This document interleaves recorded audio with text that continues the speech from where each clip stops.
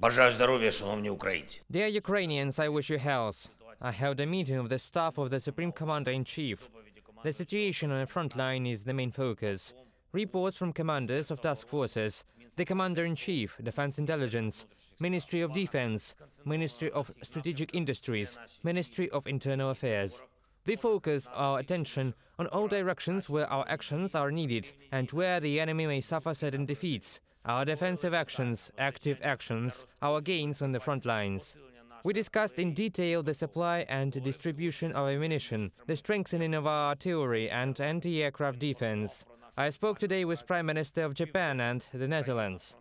I briefed them on our rescue operations in the southern regions, about our urgent needs. There is a willingness to help Ukraine, and I'm grateful to the partners for this. There are decisions regarding humanitarian support packages.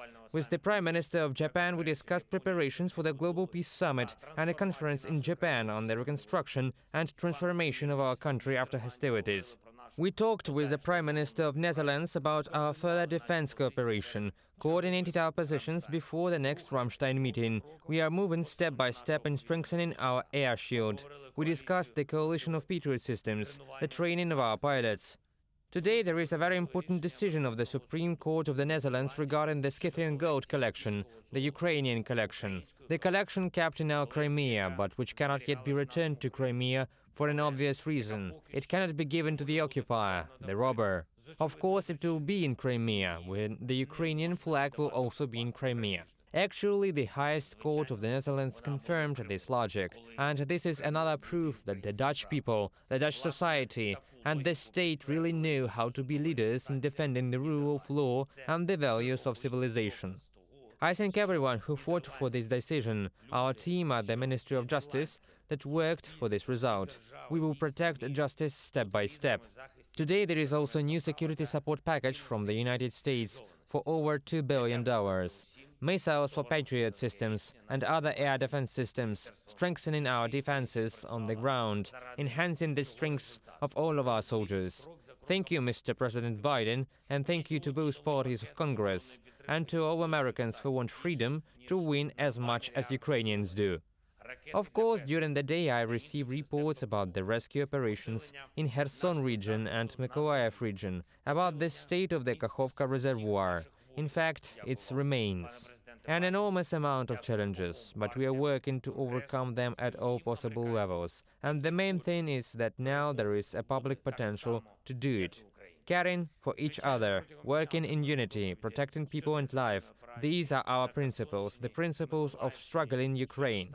They, our principles, are now 100% effective. And I am sure, no matter how difficult it may be, we will overcome the consequences of this disaster and all Russian evil. I thank everyone in the world who is already helping and who is asking Ukraine how to help.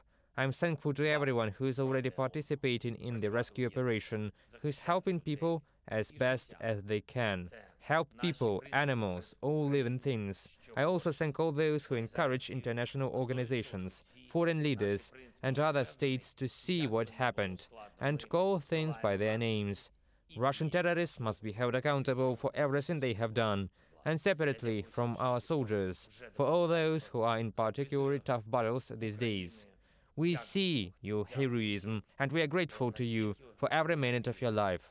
A life that is truly the life of Ukraine, because Ukraine is as free as you, our soldiers, are strong.